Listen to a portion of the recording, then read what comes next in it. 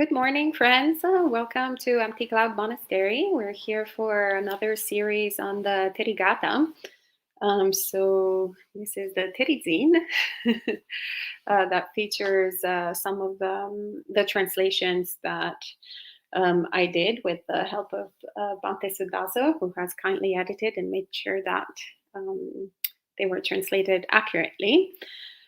So last year, yes, as mentioned, I translated the Therīgathā, my first Pali project, and it's been quite actually a lovely endeavor. And today we'll be focusing on one of the topics. So in this series on the Therīgathā, we're basically pretty much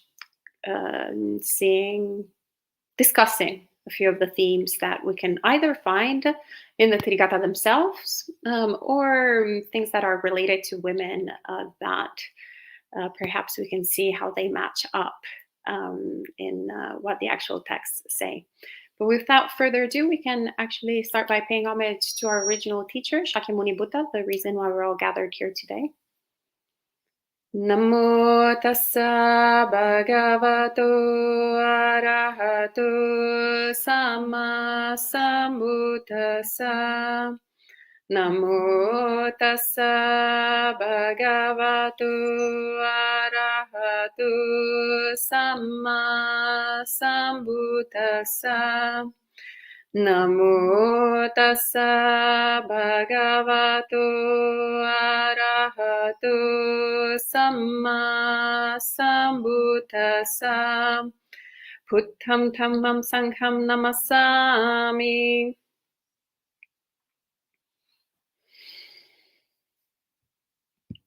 So this morning, the theme that I had picked is actually quite intense. It's called female karma. So for those of us who have been in Buddhist circles, either we were born in Buddhist families or in going to Buddhist temples, or perhaps we got into it at a later time. But sooner or later, if you happen to have this body, you tend to hear a lot of different ideas and opinions very often, or sometimes quotes, perhaps on the from the Pali Canon, that seem to sometimes can be a little bit contradictory with one another. I will be quite frank. But most often than not, it's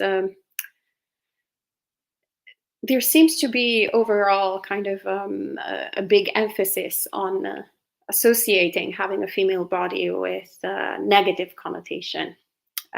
So there is a lot of times presented the idea of it being bad karma to be reborn as a woman. And before we actually get into the nuts and bolts of what it happens in the Therīgathā, I would like to say that is fake news.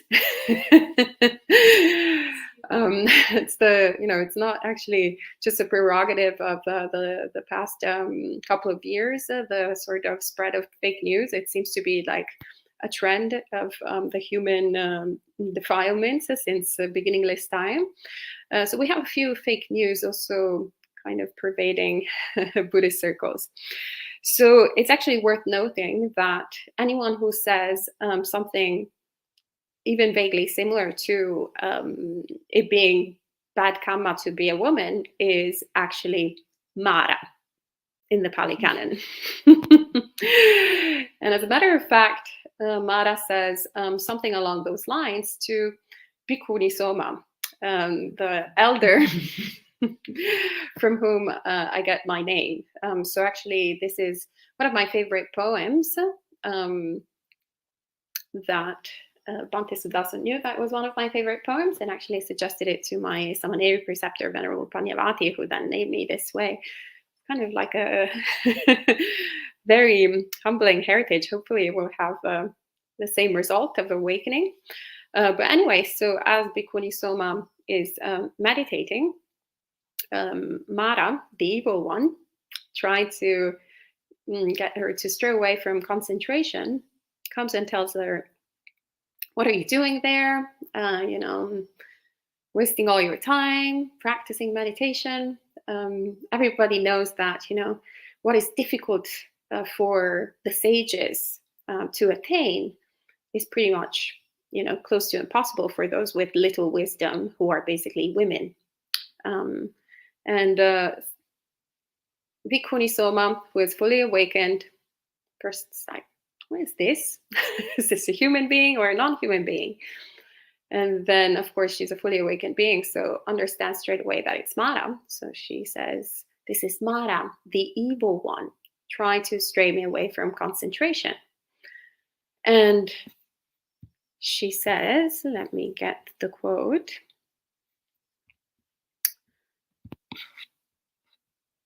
In the Therīgathā, she says,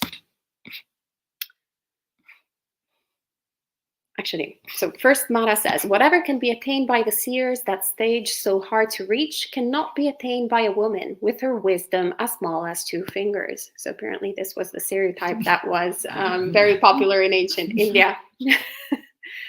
And she turns around and says, how does being a woman have anything to do with a well-collected mind, when knowledge is present and one sees rightly into Dhamma? And this is the question that, rhetorical question that she asks in the Therīgathā, but then we actually have the parallel in the Samyutta Nikaya, where she also adds, actually one of my favorite verses that captures the essence of anatta. So she says something along the lines of, one who thinks I'm a woman, I'm a man, or I'm anything at all is fit for Mara to address.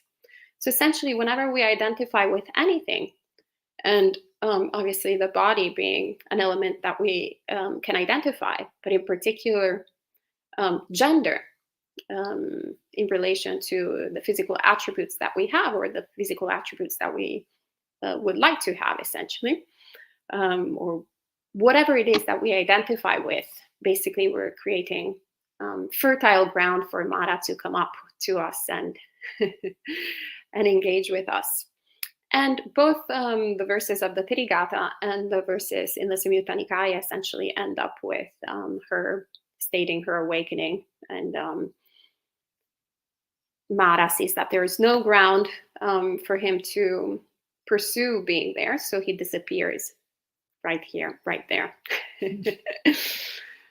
So that's very inspiring. So we hope that to kind of have exactly the same attitude, whether we're a woman or a man, whether we're Indian, whether we're Italian, whether we're American, etc. There's definitely a lot of things to learn from Bhikkhuni Soma. But anyways, so that was, just from the very beginning, just to somewhat highlight or somewhat to dispel the wrong view that is somewhat popular in Buddhist circles, unfortunately. But getting back to the text, getting back to the Therīgathā, let's see also what else is explained about women. So first and foremost, actually, it's important to understand who are the Theris. Well, where are they coming from? What is their background? In the sort of intro that we did to this series, we actually saw how some of the stories can be a little bit also the stereotypical stories that sometimes we have about women entering the monastic path. We were joking actually with some of the female monastics here that actually come from India. I come from Italy, but our parents seem to have the same exact stereotypes on women getting into robes, right? So we were all somewhat accomplished in lay life. So it's not that we were looking for a livelihood. It'd be quite crazy for any woman with the right mind to look for livelihood in robes these days. But anyway, so there's a sense that a woman kind of enters a spiritual path out of desperation, out of either something really bad happens to her, so her entire family is exterminated, she goes crazy because she usually loses a child or multiple children or something like that, or she's ugly, so she can't marry, because apparently that's the aspiration for every woman, not man, but just women. Women apparently have the aspiration of getting married. Or yeah, they're too old, and so they're decrepit. So once again, no apparent man, because it's only men that have a decision in the in this domain. So wants them, etc. So I remember my mom also actually had made this comment when I had ordained, and she was like, you're not bad looking. And I'm like, well, thank you, Mom. I guess that's that's a sort of veiled compliment. But what was really amusing to me was the fact that it didn't match her experience. Rather than her experience, her idea of why one would enter monastic life. And similarly, the parents of some of the female monastics here were like, my daughter was a really good dentist. She fixed my tooth. She did a really great job. And I was like, yeah, we know that. your daughters both can do whatever they want. They're very capable. So it speaks more about actually the profundity of the teachings of the Buddha.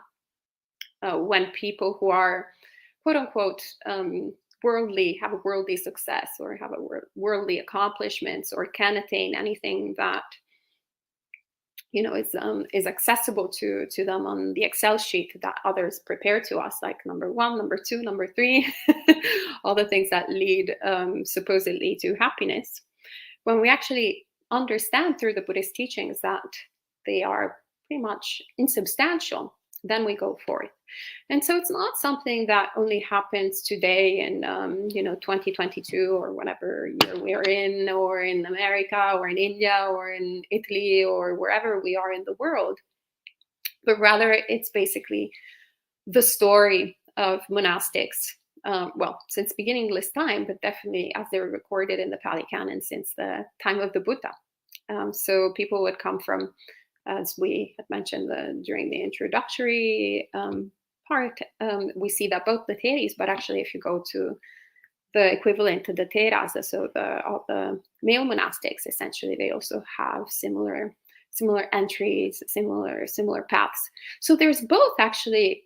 We can find Theris that have the sort of more straightforward entry that my parents were expecting, or so that some other people have stereotypes towards. So of course, Kisa Gotami is very well known, that had lots of grief and pain. But then there's, of course, Chanda, that is destitute, and is a widow, is experiencing a lot of actual worldly suffering in not having any of her requisites met. But then there's also other Theris that were actually having pretty much a really great time in samsara, enjoying sensual pleasures. So from Vimala, the courtesan, who was having a making mix of good and bad karma, but she was very good looking, and she was a courtesan and very rich, and playing around with people. But then also Sakula, who on the other hand had very good morality and was very wealthy and very rich. And she says as much, she's like, well, I put everything behind, every single thing that was quite great, but I still see the emptiness, not in the Buddhist sense, but like the hollowness. Thank you, Bhante. Yeah, of all of these sensual pleasures.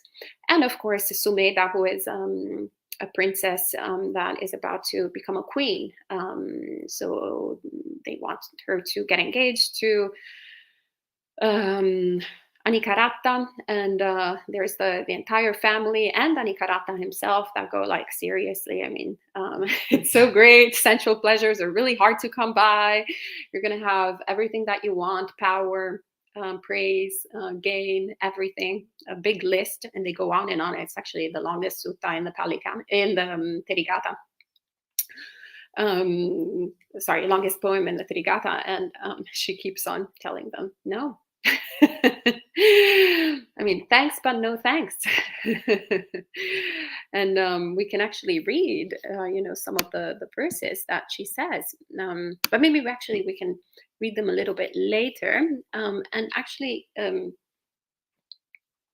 a little bit, how do you say, rewind a little bit and go and also what exactly, to the question that we're asking ourselves, what else is said in the Therīgathā? Is there something that, besides what Bhikkhuni Soma refutes, are there statements about women?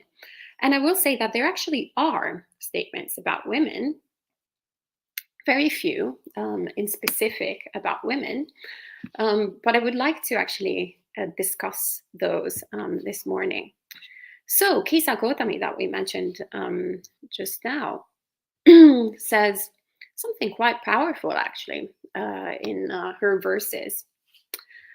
And so she quotes the Buddha, which I have to say that it's important to clarify that we don't see this quote that she's about to say anywhere else in the Pali Canon. So maybe he said these actual words just to Kisa Gotami, or maybe who knows. But anyway, she makes the statement, being a woman is difficult, declared the trainer of those who can be trained. Sharing the same husband is also suffering, and for some, even giving birth only once. There are well-bred women who drink poisons, and some who cut their husband's throat. Having become murderers, they all experience misfortune. And then in the poem of Upalavanna, she says something that is not quite what Kisa Gotami says, but something that is somewhat related. So she says, these of course are extracts of the poem. The poem is significantly longer and there's other themes, but this one is related to the topic today. So Palavanna says, we were mother and daughter, but we also shared the same husband. This terrifying and horrible situation gave me a sense of urgency. Damn impure sensual pleasures, foul smelling and painful, where mother and daughter share the same husband. After seeing the drawbacks of sensual pleasures, I saw the safety of renunciation. I went forth in Rajaga from the home life into homelessness. Of course, all of these poems end up with the declaration of enlightenment, how everything is great now, that they've been practicing the teachings of the Buddha, and they have attained full awakening. But I think it's worth, once again, to discuss a little bit further. When I first translated these verses, I was like, oh, wow. I keep saying that it's not bad karma to be a woman, but maybe I should investigate this a little bit further.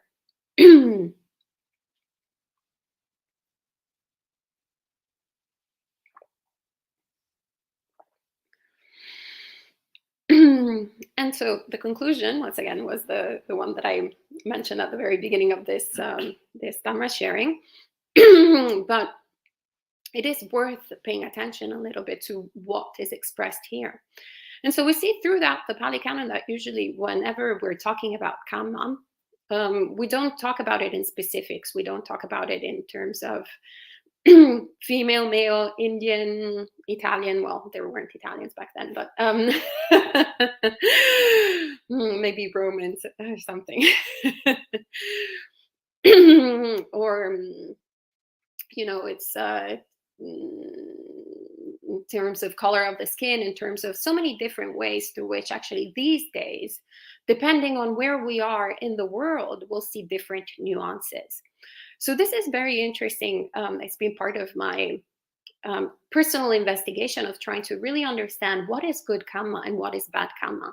And in some way, it's this constant koan that I encourage for all of you to take as well, and to keep this koan open, this question, and trying to find answers until reaching a full awakening, hopefully in this lifetime. So yeah, once again, why is it not expressed in that way? And actually, it's spoken in quite the opposite. We have suttas where the Buddha says precisely the opposite. I can't remember did you remember the sutta where the Buddha talks about all the different animals and how we can define them? Vasita, thank you. Yeah, in the Vasita Sutta, the Buddha, essentially someone asks him whether one is a Brahmin by birth or whether one is a Brahmin by action. And of course, they were coming by it due to the sort of class system at the time of the Buddha, what we know today as the class system in India was already a thing, not to the extent that it became afterwards, but it was already very much a condition that people were experiencing. But there were still sort of these questions: is someone, a Brahmin, so at the top of the the social ladder by birth, or is there something that they're doing? And the Buddha essentially says, how it was through all the different classes of beings. And invites us to understand, to reflect of how, for example, if we see cats, even he doesn't specifically talk about cats, but that might be something that everywhere in the world we can, relate to. So we see cats, and cats can come in so many different colors and shapes, and genitals as well. But do we think of them as female, male, group of that cat or that other black cats or orange cats? Well, maybe if we're talking about the singular one to kind of describe it to others. But first of all, it's very difficult to even understand if they're male or female. So we just talk about them in terms of cats. And cats as a group are very different from dogs. And they also dogs have all these particular features who are different than from fish. They are different from birds. So we classify them based on common characteristics.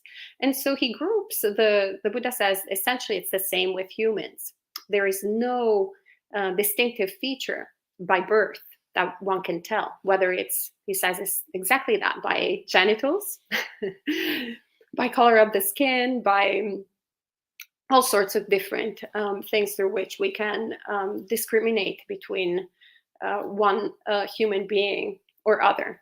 But he says that essentially one is pure, which is basically what Brahmin back in the ancient India meant. One was pure, one was someone worthy, someone moral, based on their actions. And so he says it doesn't matter where they're born on the sort of social ladder, but rather it's what they're doing. So if they were doing a good deed, then they're a good person. If they're doing a bad deed, they're a bad person. No different than if someone, if you see them cleaning a room, then they're a cleaner in that time. If you see them chopping wood, then they're a wood chopper in that time, right? So that's by action, one becomes that, I used to be a journalist. Now I'm not a journalist anymore. Now I'm a monastic because I decided to make the action of becoming a monastic. And I stopped working in fashion. So I'm not someone who works in fashion anymore, right? So there's a big emphasis essentially on the doing rather than on the birth conditions. So what exactly then is Kisa Gotami talking about here? Being a woman is difficult. Well, essentially being a human is difficult. Being alive is difficult. And of course, she's talking about her experience and the specifics, So essentially, we tend to focus. The reason why we pursue things in samsara is that we tend to focus on the gratification. So focusing on how cute children are rather than how intense children can be.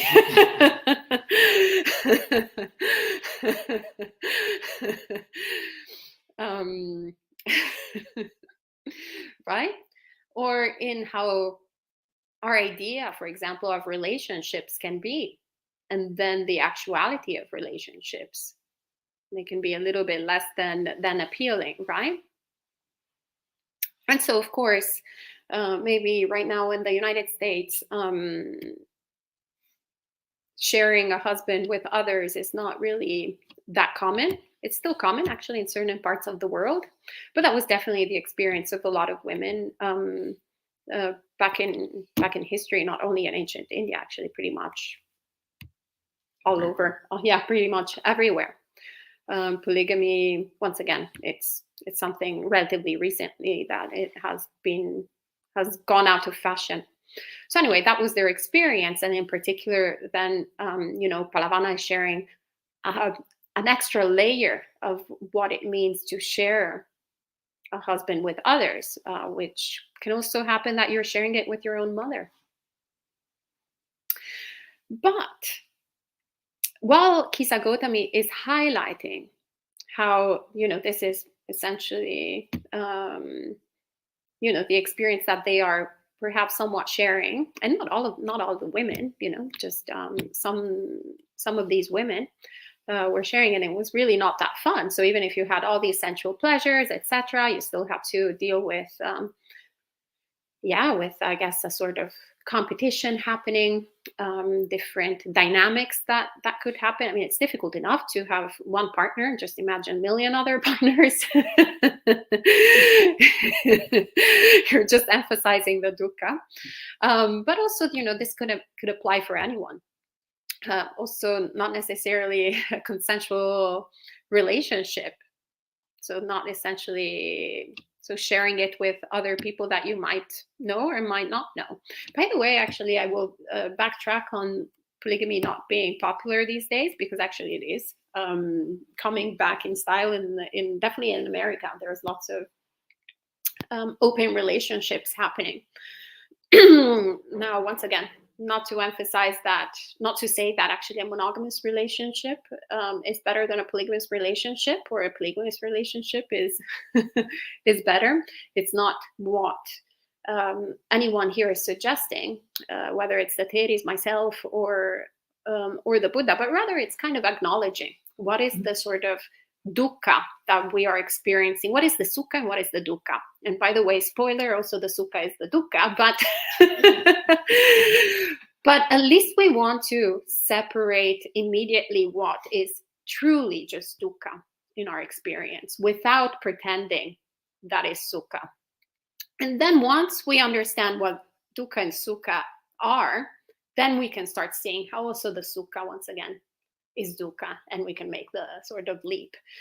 But most times, actually, we are very much at the very beginning, we don't, we see everything as sukha, and then we are surprised when we're actually having the experience of dukkha, right?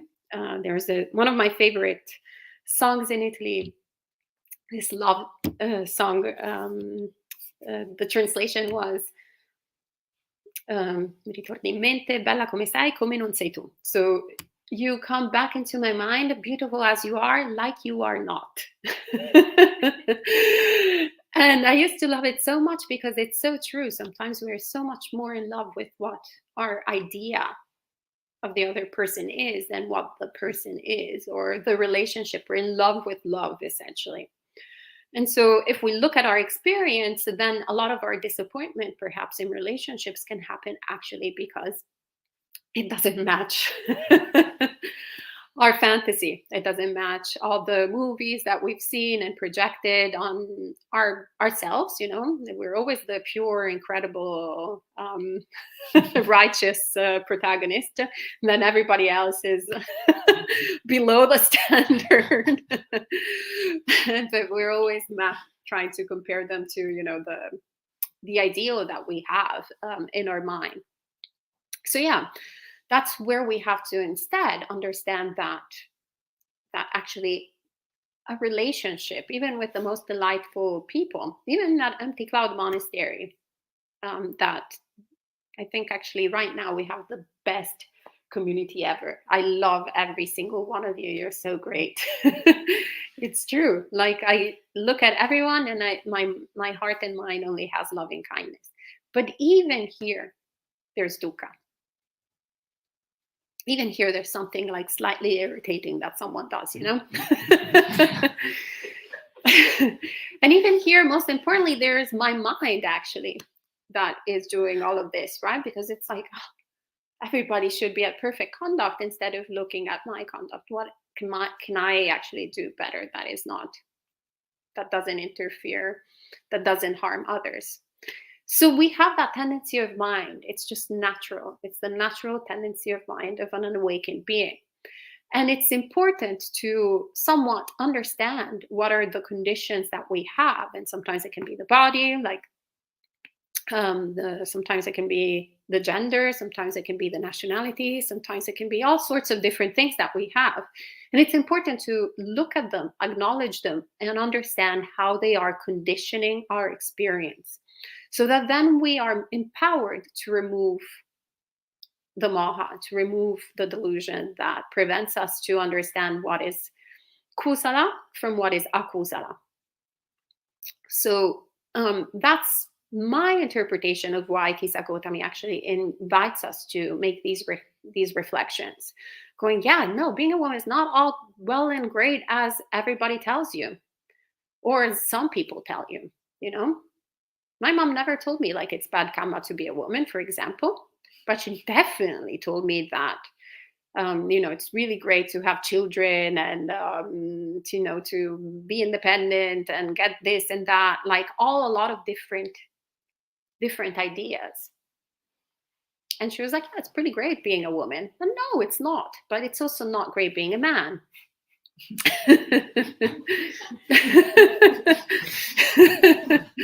Yeah, being a woman is difficult, being a man is difficult, being Italian is difficult, being Sri Lankan is difficult, being Thai is difficult, being American is difficult, being everything is difficult. But of course, being Italian might have a different sort of flavor of difficult than being American, it's very interesting living in an international monastery because we all have also a lot of different cultural conditioning. Some people that come here, because in the US, there's such an emphasis, for example, on entertainment. The biggest difficulty that they have when entering a monastery is actually not either shopping or not watching a bunch of entertainment TV, etc. Remember a friend of ours, he had all the perfect conditions to become monastic, and he said, I can't ordain. My biggest hindrance is video games. Like, I can't renounce video games. And I was shocked. Because it's completely not present in my experience. So, I was like, that is so bizarre. Like, how can you not get rid of that, But then for others, like, for example, prior to ordination, my biggest thing was to be independent. For example, my sense of providing for myself was very difficult. He had no problem with that. So probably when he was relating to me, he was like, oh, that's bizarre. Or like my food, I needed to be in a very particular way. Right. And he didn't have any attachment to food. So he was just like, okay, she's really weird. So it's important to understand where these things, once again, dependently arisen, so then we can see them as not things that define us, but as causes and conditions that create a result. And if we want another result, we change the causes and conditions. We don't try to change the result. And so essentially this is what the theories are pointing out, these reflections, to invite us to reflect on the fact, in fact, that we see that Upalavanna, it's not that when she says we were mother and daughter, but we also share the same husband. It's not that she says, oh, damn impure women. No, she says, damn impure sensual pleasures. So the cause of her suffering is not being a woman, but rather the cause of the suffering is desire, is craving for sensual pleasures. It's constantly thinking that there's something better out there, that if only we acquire it, then we're going to be happy. It's only because we focus on the gratification, which of course there are in sensual pleasures. If there weren't, They weren't great. If pasta wasn't great, we wouldn't keep on pursuing pasta, no? We wouldn't have declined it in like a million different types of pasta in Italy with a million different types of sauces. Pasta is really great. Actually, we were recently in Mexico with Bantes Dasom, and we were going through the menu, and it just occurred to me, I'm like, wow, it's basically the equivalent of pasta in Italy, in the sense that the ingredients are always the same. I mean, not pasta of the menu in Italy, that is basically always wheat, tomatoes, basil, olive oil. Decline in you have like 150 dishes, but the ingredients are always the same. So in Mexico, it's pretty kind of like the same, like, but with corn and other things that were there. But when Bante was asking me, like, oh, what is this type of taco? What is a tortilla? And what is I can't remember, tostada. What? I'm like, it's, well, this one is a soft taco. This one is a hard taco. I was like, it actually gives you a glimpse of how, so we tend to think that even food is so different and so diverse when it's actually composed of the same things, right? But of course, wow, there's lots of gratification, in all the different varieties of pasta. But there's also the drawbacks that we don't look at. And of course, when it comes to food, the drawbacks are, well, either contained or actually quite dramatic. For example, in periods of scarcity, we're seeing with the war that it's becoming quite tangible and real, since with the current state of economics, actually the Ukraine and also Russia actually subsidize, provide food for so many countries, grain, like staple food. So obviously the drawback is, not it being reliable. We tend to think that it's reliable when we have, this fictitious world where food magically appears in supermarkets. But then when we actually understand what it entails, how food actually gets on our table, and it's not really about the different shapes of how wheat manifests, but rather in whether wheat is available in the first place, then of course that is a tangible drawback. And there's, obviously these periods of where the problem is real, but also then some other times where it can be a little bit trivial. But there's also other things that essentially, the root of the problem is more how we face with delusion how we chase with delusion all our sensual pleasures without looking at the drawbacks. And then whenever we encounter the drawbacks, we look for the escape by pursuing sensual pleasures again. And so the Buddha instead gives us a different way out, which is actually the real way out, not the way of repeating the same mistake over and over again with the hope that this time around we're going to have a different result, which is complete insanity if you think about it. Like, oh, this went really poorly for 40 years. Let me try it again. I'm sure that this time will be different. It's so crazy when you think about it that way, fine? So the Buddha highlights the process for us, and he tells us, okay, look at how you're always attaining by engaging in this process, you always attain this result. So how about you do something else? Instead of keeping on chasing and craving, how about you let go of the craving to begin with? And that was actually, Bhante Sudaso had shared this teaching many years ago that really made an impact in my mind back when I was still a great type. And he invited us to reflect on how, if I want coffee, right, and there's a cup of coffee, I pick it up. So yeah, now I feel quite good. I'm like, oh, this is great. Pretty good. I got what I want. So we think the coffee cup made me happy.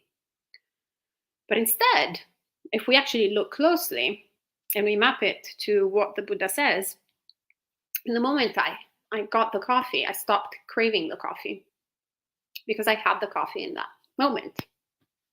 So we think it's the coffee that made us happy, but it's actually the fact that we stopped craving it to begin with. So that's essentially the way out that the Buddha gives us.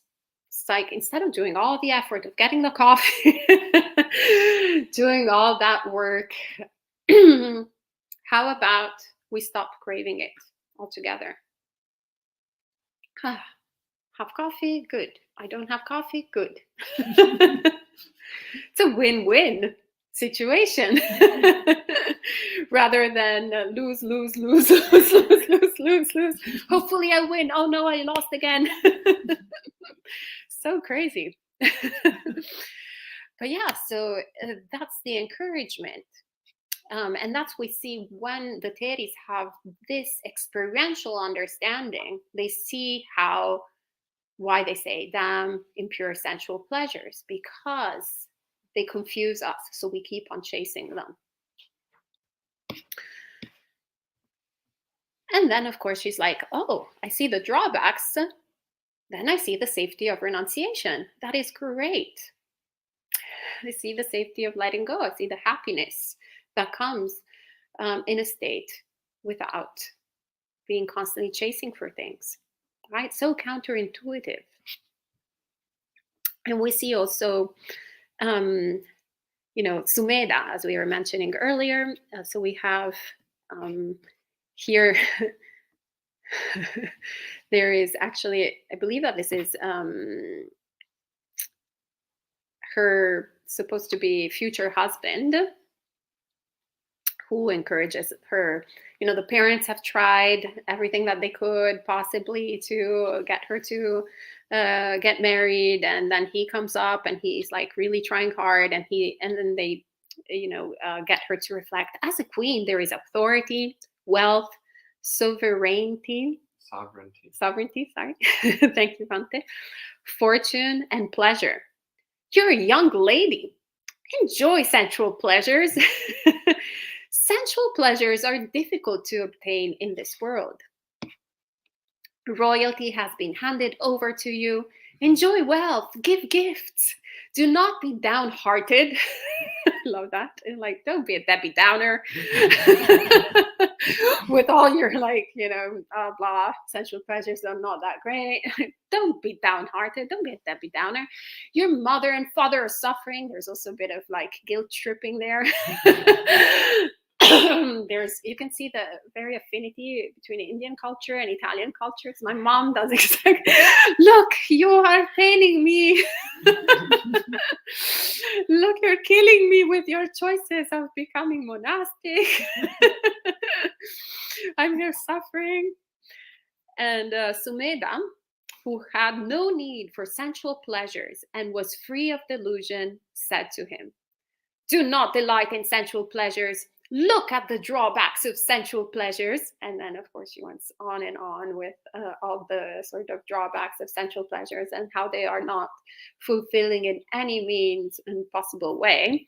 And it's actually beautiful. It has a really great happy ending. I love that actually the Therīgathā has some of the best love stories. Actually, no, has only the good love stories in the history of love stories, because they actually, in fact, all have happy endings.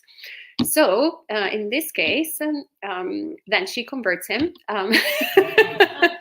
He takes refuge, and then she becomes, she becomes an enlightened being and ordains. So incredible happy ending. Then we've seen in the past also the most beautiful love story in the history of love stories, which is Banda Kapilani and Mahakassapa, that both ordained together and both became fully enlightened beings. And in her poem, she just praises how awesome Mahakassapa is with all his like incredible good qualities of mind. And then she says, in the same way, I'm also super awesome and have attained exactly the same things. So essentially, and they lived happily ever after. It's actually possible. I encourage you all to convert your partners and live the celibate life. Live happily ever after. Because that actually ends in that really good way. But before actually converting him, Sumedha also said she made us to reflect not only that states here in samsara are not the best, but also divines. So she says all states of existence, even divine, are temporary. So she explains what she wants to do. And she says, I want to pursue the joy of nirvana. Sensual pleasures are good for nothing. They bring little satisfaction, yet much distress. Fools become infatuated by sensual pleasures that are bitter like snake poison. They are consigned to hell for a long time, experiencing harm and suffering. Those evil doers sorrow in their state of downfall, where they do even more evil. Unrestrained with body, speech, and mind, lacking wisdom, not engaged in halting suffering from arising, and not knowing the teaching, such fools do not recognize the noble truths. So this is essentially the biggest problem. It's not enjoying, not going like, pizza is good or whatever, or not going outside and saying, oh, it's a nice sun, but rather doing this in an uncontrolled, unrestrained way, without awareness, and then creating this habit that wants us to keep on pursuing more and more and obtaining more and more and more, because essentially there's no satisfaction, full satisfaction to be had with sensual pleasures. We can see, in fact, the majority of people doing heinous crimes that, like mass, the war, for example, right now, it's not poor people that are starting it, but usually it's people who have more than enough power, more than enough castles, more than enough gold, more than enough any kind of type of sensual pleasure, and it's just not enough. So we keep on pursuing it over and over again, chasing it over and over again, and then committing all sorts of heinous crimes to attain more and more and more, which then leads to an extremely bad destination. So that's why, once again, the source, the cause of the suffering is not the physical attributes that we have, but rather the mental attributes that we have cultivated. And so if we cultivate craving, the mind of craving brings suffering. But if we cultivate instead relinquishment, letting go, then of course we're getting closer and closer to happiness, to awakening. And so that's a skillful way to actually see essentially what is good karma and what is good vipaka and what is bad karma and what is bad vipaka. And it's not necessarily in this like sort of black and white worldly ways through which we look at the world, like, okay, that's that person is poor, bad karma, or that person has been raped, bad karma, or that. No, that in fact, it's actually, I would say it's quite true that it's victim blaming, because it's completely distorted. First and foremost, the Buddha is quite clear in terms of saying that we should not be judgmental towards others. Something like karma is an extremely complex phenomenon that if you even start contemplating so much the workings of karma, your head is going to explode, says the Buddha. And when there is a lay disciple of his that actually starts somewhat making assumptions on others, Migasala, in the Migasala Sutta, the Buddha is quite clear in reprimanding Migasala and going, no, only me or one like me can actually say exactly why a person is experiencing what they're experiencing based on previous actions. And I actually should have the quote somewhere here. Yes. He says, do not be judgmental regarding people. Do not pass judgment on people. Those who pass judgment on people harm themselves. I alone, or one like me, may pass judgment on people.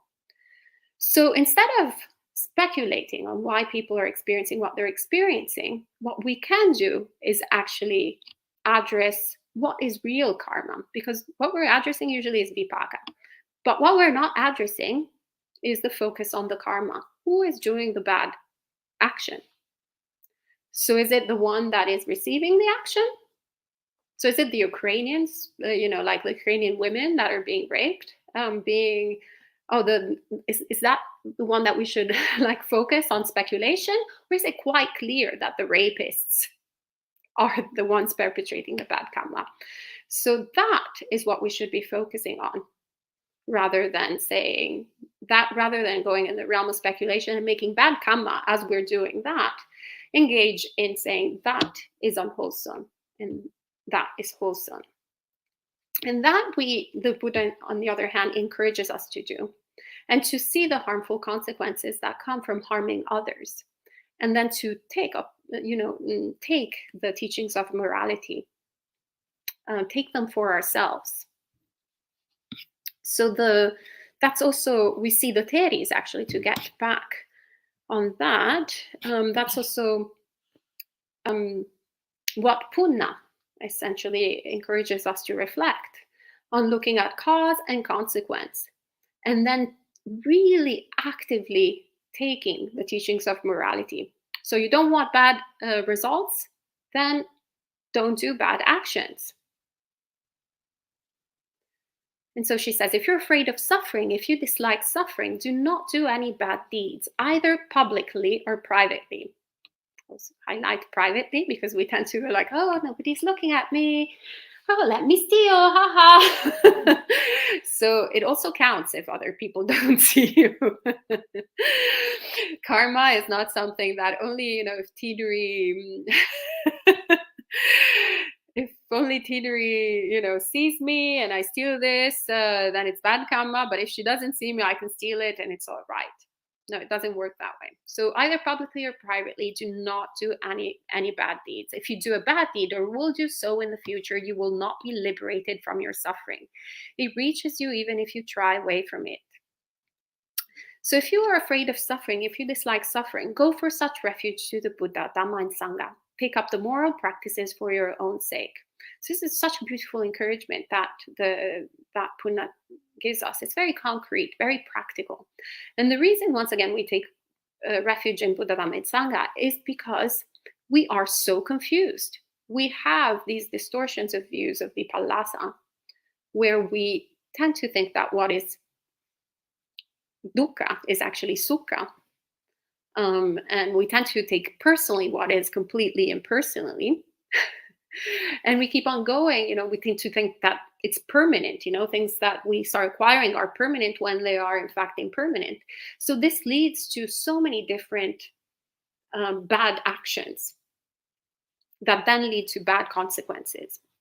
So it's important to address the bad actions that we see others making, and not do the same bad action ourselves.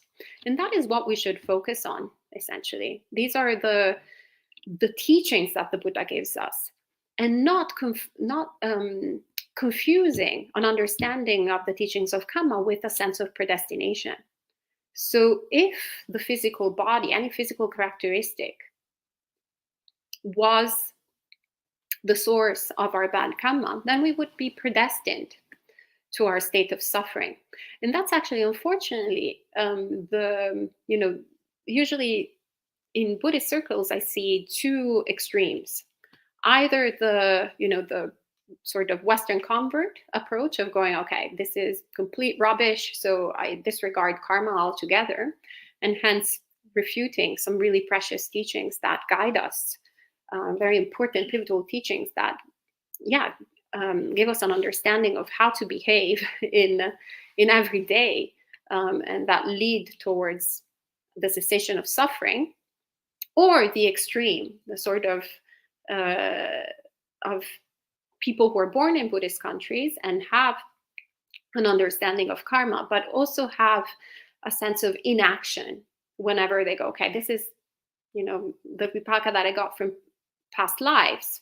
So if they are in a situation of being oppressed, they stay in that state of being oppressed. Well, that's not neutral. Unfortunately, I have bad news. Whenever we don't act, we're actually also acting, because we're essentially saying, okay, this is the status quo of things, so I keep the status quo of things to perpetrate. So it is action. So non-acting intentionally is an action. And there's in fact a sutta that we, if you look, the karma of inaction, that we have talked about a few months ago. So very important not to confuse karma with fatalism, but rather take karma as the teaching of empowerment, which it is. Karma is action, and karma has vipaka. So if we don't appreciate the current state of being that we have, then let's make different actions that are wholesome. And wholesome for ourselves and others, very important. So not thinking only about what we want or what we can endure, but rather, how can this benefit other groups of people? So if there is a particular identity that we feel like is a source of suffering, or rather than a source of suffering, because every identity is a source of suffering, but rather an identity that is maybe even applied to us from the rest of the world, and that has consequences of suffering for us, well, then let's try to create conditions for whom others with the same identity don't have to suffer. And we can all do that to one degree or another. So I'm almost out of time, and there was much more, but I think we're going to, didn't really prepare the talk today, just prepared a few quotes. So maybe we can have part 2 in a few weeks. So we can end now and get to questions. Andamayang Dhammakataya Sadhu Parangadhamase Sadhu, sadhu, sadhu, anumodami. All right, well, welcome, friends. Good to see you. Okay, let's see. Sud, good to see you, Sud. It was great meeting you also in person. And Sud asks, Dear Ayya, does Buddha or the Theris or Theras offer any antidotes to this attachment to being a man or a woman, given that this is a major cause of one's personal suffering? Yes. The teachings of Anatta, of the, those are central teachings of the Buddha. And I mean, once again, the identity of man or woman is just one of the million types of identities that we look at. So it's very important to look, as we were saying, to the gratification, the danger, and the escape of everything that we are experiencing, but also to, break it down, also emotionally. So there are certain things that we don't identify with. That we have an easier time stopping to identify with, and it's usually when they are material, right? Some people have lots of attachments also for material things, but it's usually, if I'm attached to the Therīgathā, which is good attachment, by the way, but it's something that I perceive still as external to myself, right? It's an object. So if something happens to the object, like it tears, it destroys, whatever it is, I can intellectually at least figure out that this is a piece of paper and that I think I'm not made of the same components of the paper, which is also a bit of a form of delusion, but it's separate from my body. And I didn't grow up like this, since I was a little infant, going like, yes, I'm the Therīgathā, yes, I'm the Therīgathā, right? So it's somewhat easier, like as we practice, to come to the understanding that the body is not self. The Buddha says as much, actually, in the Samyutta Nikaya, one of my favorite suttas in the Nidana Samyutta.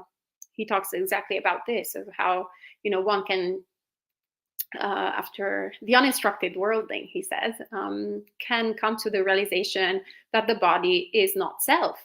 And I was like, wait, how is the uninstructed worldling who comes to this realization? Seems like very like the noble disciple. But the Buddha is, very, very astute. So he gives teachings that are very needed. And he says, he gets us to consider, but, we can see this body standing for 1 year, 2 years, 20 years, 30 years, 50 years, 60 years, sometimes actually even not terribly changed. I actually saw when we went to Mexico a few weeks ago with Bante, I encountered some of the friends that I knew from I hadn't seen in 20 years. They actually stayed identical. So yeah, I can see them standing for for 40 years. They preserved much better than I did. But yeah, they're exactly identical to when some of my friends to when they were 20. So quite remarkable. So you can see a continuity. But this mind, on the other hand, changes in every second and every moment. Goes from branch to branch, thought to thought, likes to dislike, and you shift so rapidly. And the Buddha gets us to contemplate how, even though the mind is so much more unreliable, so much more impermanent, yet the uninstructed worldling will identify with that. It will be very difficult for the uninstructed worldling to identify with, this is who I am, this is me, this is me. So I would say that it's not necessarily the body per se that we have the attachment to. It's not necessarily I have a female body or have a male body or an intersex body or whatever it is, but rather it's more gender identity that we attach or others attach to us.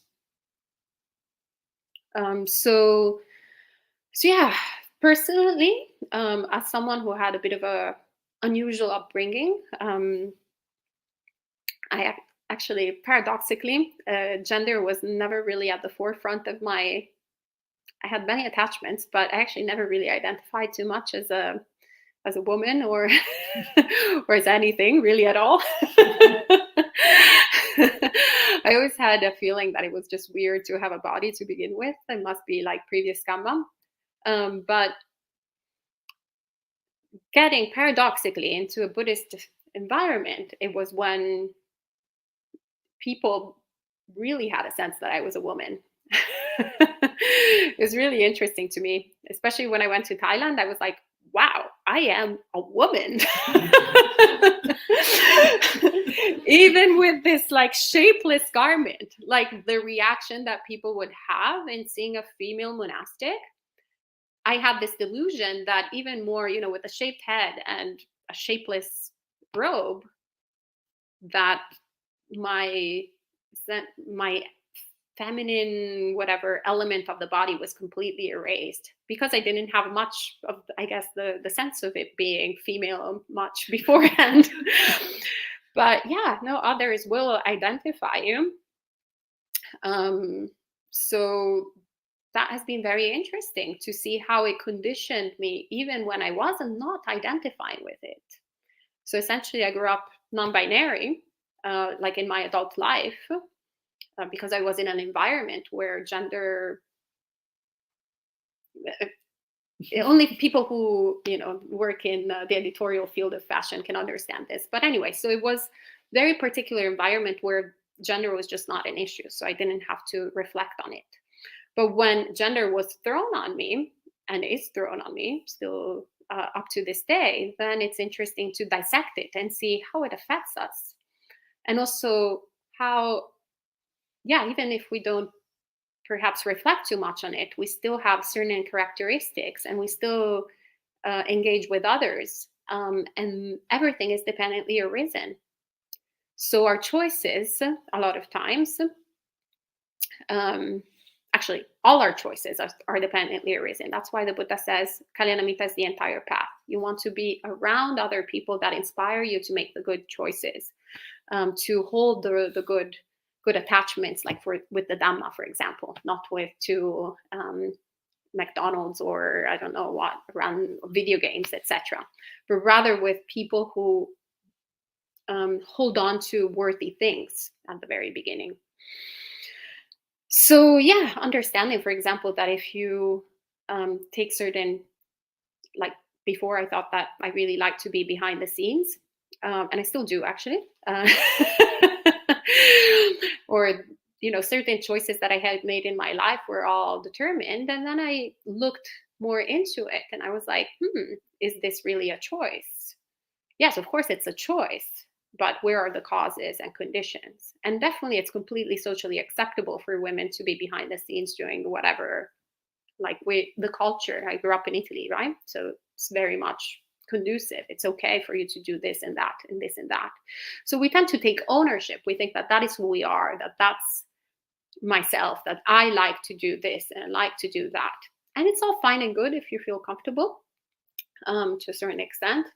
But maybe sometimes, what is needed is something else. So then you can start seeing that actually by putting different conditions in place, you'll have a different result. And that maybe actually you're not shy. Maybe you're not insecure. You're also maybe not confident. You're maybe also not, wanting to be at the forefront. You're none of these things, but rather it's this is needed. And these are the conditions that I put in order to create this result. So if confidence right now is needed for the benefit of myself and others, then let's put these conditions in place in order to have confidence as a result. And that's when you start seeing the teachings of non-self, and they're practical and they are helpful. And we see how, it has nothing to do with us. So I hope that kind of answered your question. And then you say, for example, people go to great lengths to have physical changes to their body made just to make themselves feel better, like plastic surgery, etc., when failing to realize it's all going downhill. Yeah, I mean, I'm not probably the best person to talk about that, but I think there's also, obviously, if one is not a monastic, one also needs to be realistic, and especially when we get to talk about the body and in relation to gender identity. If someone is assigned a particular gender at birth but has a different gender identity, I would say that it's perhaps good to get to the conditions where they have, they feel comfortable. And then, as Bhante Sujato says, Buddhism starts when psychology ends. So we want to get to a sort of healthy psychological state of being in order to then, get rid of the self. We don't want to, first we need to understand who the self is, and then we get rid of the self. We can't skip to getting rid of the self because we don't know what to get rid of. Right? It's like, oh, I want to clean the house. But if you don't look at where the rubbish is, how can you clean the house? It becomes wishful thinking. And then you keep on cleaning the part that is already clean while the trash deposits in one part of the room. So yeah, it's very important to not be extremists in this way, and not to use the Dhamma in order to oppress others, but also not to bypass the Dhamma. Very important. And Kumu says, Ayya, is it the same for aversion as well? Example for craving coffee, when we suffer the process of aversion to something we don't like. When we really encounter what was averted, it is not that bad. Yes, absolutely. I mean, once again, sukha and dukkha are kind of like, it's two sides of the same coin. It's all dukkha. So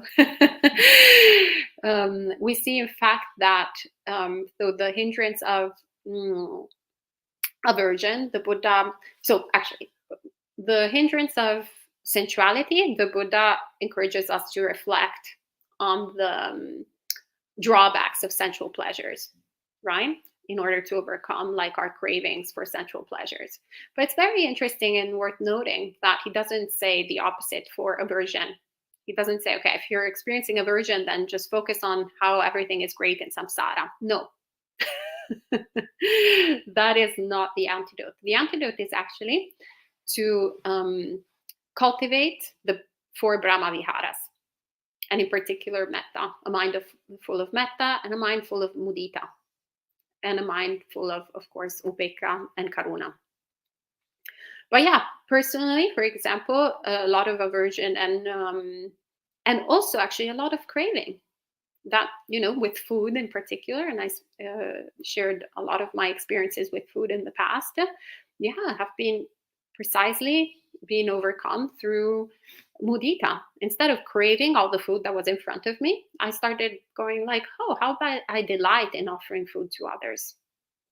So yeah, I was recently at the wedding of my best friend, and which I couldn't get away from. Not that I did. But yeah, so I had to, as a monastic, be at dinner with my friends, and I don't eat dinner. And it was a lot of delicious food right in front of me. So back in the day, when that happened and I was a layperson, my mind was full of hatred for everyone enjoying the food. A couple of weeks ago, instead, I was like, oh, how great that everybody is like having this pleasant experience and delighting and asking questions on the food, not with the mind of craving, but with the mind of happiness, going like, oh, I'm really happy that you have this opportunity to eat really good food made by really good people, and that you're having this great opportunity. I learned it the hard way through practice in in community. But yeah, how great. And so you start noticing experientially, not intellectually, that whenever you give some food to someone, it's much nicer than just eating it yourself and like then just being there all full of, of the drawbacks of eating. So that's very important. To everything that the Buddha suggests is practical. And so it says, does Buddha say about this gender identity? Oh, how this gender identity come about in the first place? Yes, actually, there's one of my favorite suttas that we think we're so woke in 2022 in the United States that we talk about gender identity and how it's different from the physicality of it. Well, there's this sutta. It's the Samyoga Sutta. Is that correct, Pantim? In the Anguttara Nikaya, which is all about how gender identity comes into being, both female gender identity and male gender identity. And the highlight of that is that there is no actual physical characteristic ever mentioned. It has all to do with the mind. So it never says like a woman is doing X, Y, and Z, like, and she has she has this pronoun and like this particular body, etc. But rather he talks about it in terms of feminine and male qualities that one starts cultivating in the mind. And so we see also how obviously, with the YOLO, you only live once, there's so many questions why some people have a strong female identity, some people have a strong male identity, some people have a non-binary identity, some people have one particular gender assigned at birth, but then not identify with them. No, it's kind of random. But when we see you only live without discoverable beginning, then you see the pattern, right? Everything makes much more sense. It's scientific. So Anthony says, in the Therīgathā, there are many poems in which the Theris celebrate escaping Mara's grasp. Is Mara a personification of evil or a real entity they faced in terms of the asavas, defilements, etc.? Both. Bhante Sudaso actually gave an entire talk on Mara, so I highly recommend Googling it, searching it on our channel, our YouTube channel, and you'll find actually all of this step by step. And last two questions. Charles D says, does the meditation on the parts of the body address body parts that are sex specific, such as the uterus, ovaries, or testes? I don't think the actual meditation that the Buddha talks about addresses like specific sex organs. Probably once again to make it doesn't really matter the sex thing, but I actually definitely incorporate that. Also because it can be quite easy to look at, as in feel it. If you have a female body, especially at specific times of the month, they're very, they give you physical signs. So it's great for meditation practice, not only for Asubha, but just mindfulness of the body in general. So what a blessing to have a female body, right? Pretty great. Also, if you're pregnant, actually, that's must be incredible too. I've never been pregnant, so I don't know, like never had a child. But having, for example, the body making so many different transformations, wow, mindfulness of the body. All the Buddhist women are really blessed with 9 months of really interesting sensations. Yeah, satipatthana. And Manal says, that's very true. One can't get rid of the self without knowing what the self is. What is the accurate starting point for this discovery? I think we somewhat pointed it out, or do you think there's... Satipatthanas, the 4 Satipatthanas. Actually, yes, the 4 Satipatthanas, of course. Thank you, Bhante. Yeah, all 4. So it's the same way for everything. It's not that also gender has anything in particular, either gender or sex or anything. We make it like a big deal, but it's not really a big deal. So the solution is the same. Okay, and the last question is, can a Catholic have a Buddhist wedding with a Buddhist partner? Yeah, of course. Yeah, there's the Buddha was not really interested in establishing like an order in society. He was only interested in creating a monastic order. So the monastic order is relatively difficult to join, but it's really easy to leave. Like you literally can just tell anyone who's a human that is passing by that you don't want to be part of the order anymore, and like that, you're out. In order to join it, much more difficult. But in terms of lay people, it's really a personal choice. So you take, the refuges and 5 precepts, but they're not like sacraments like in Catholicism, where only, like that there's a whole ordination for clergy that officiates this, and you take these sacraments, and then it's a little, yeah. We don't have, also monastics don't officiate weddings, we just bless them. So you can literally get married. Yeah, you can have a Buddhist wedding in the way that you can be blessed by Buddhist monks. We'll bless even a Catholic couple. We don't need to bless only a Buddhist couple. Okay. All right. I think that's all for this morning, since we're very out of time, very characteristic since I am cliché cultural conditioning of Italian. So we can end with 3 sadhus. Sadhu.